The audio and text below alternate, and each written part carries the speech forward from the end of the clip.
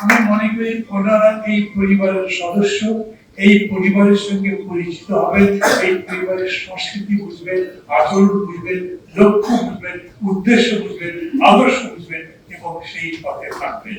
আমি বিশ্বাস করি এই দুইজন আমাদের সেই রকম যোগ্য দুইজন নেতা, যাদেরকে পেয়ে নাগরিক নিশ্চিত ভাবেই আরো সামনের দিকে অগ্রসর হবে।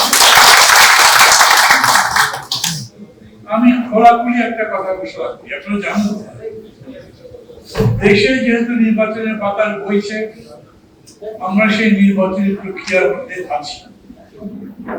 বিএনপি 237 জন ক্যান্ডিডেট ঘোষণা করেছে, একটা নাম কাটা গেছে, জানেন আরো নাম কাটা যাবে, কাটা হয়নি কিন্তু কাটার লাইনে রয়েছে। আমরা ঘোষণা করেছি আপনারা এখানে যারা যারা বসে আছে তাদের অনেকে হয়তো জানেন, অনেকে জানেন। আমাদের বিএনপির মতো হাতির মতো অত বড় শরীর না, আমাদের ছোট করে টাকারই দেখা যায় না, খোঁজ করলে দেখা যায়। এই 152 জনের যে লিস্ট আমরা দিয়েছি তার মধ্যে এই দুজন যাদের আপনাদের মনে হচ্ছে যে আজকে জয়েন করেছে, কিন্তু সম্ভবত 20 দিন আগে যখন লিস্ট দিয়েছি তখন তাদের নাম আমি আপনাদের কাছে ঘোষণা করতে পারি, নাগরিক ঐক্যের পক্ষ থেকে আগামী জাতীয় সংসদ নির্বাচনে যেই সমস্ত প্রার্থীদের নাম ঘোষণা করা হয়েছে সেই প্রার্থীদের তালিকায় এই দুজন আছে। আপনারা থাকবেন? থাকবেন? আপনারা জানেন ভোটটা কিরকম করে হবে? এই ভোট আমরা আমাদের প্রার্থী করেছি, কিন্তু এটা ঠিক অবিস্মরণীয় একটা ঘটনা ঘটেছে। মাত্র 15 দিনের মধ্যে 1,500-এর বেশি পাস হবে, 20 দিনের মধ্যে 1,500-এর বেশি মানুষ মারা গেছে। সমস্ত পার্টি এক হয়ে গেছে, একসাথে শেখ হাসিনা স্বৈরাচারের বিরুদ্ধে লড়াই করবার সময় করেছে। সমগ্র জাতীয় ঐক্যবদ্ধ ফ্যাসিবাদের বিরুদ্ধে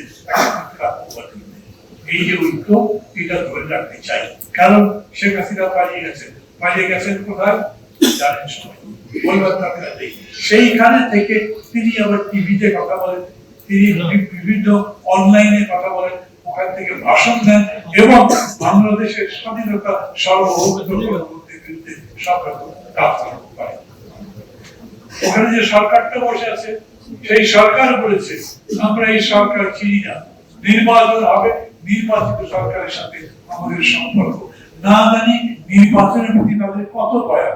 তো এর আগে নির্বাচনের সময় শেখ হাসিনা 3টা যে ভোট ডিগ্রি করলো তার সাথে সম্পর্ক রেখেছিলেন, তাদের সাথে সম্পর্ক রাখাই উচিত ছিল না। সেই জন্য আমরা মনে করি সতর্ক থাকা দরকার, এখনো জাতীয় ঐক্যবদ্ধ থাকা দরকার। এখনো ষড়যন্ত্র চলছে যাতে এই সরকার সহ যে প্রক্রিয়াটা চলছে একটা গণতন্ত্র নির্মাণ করার জন্য, তৈরি করবার জন্য, সেই প্রচেষ্টা নষ্ট হবে। ইনশাআল্লাহ কোন ধরনের ষড়যন্ত্র এখানে জিততে পারবে না।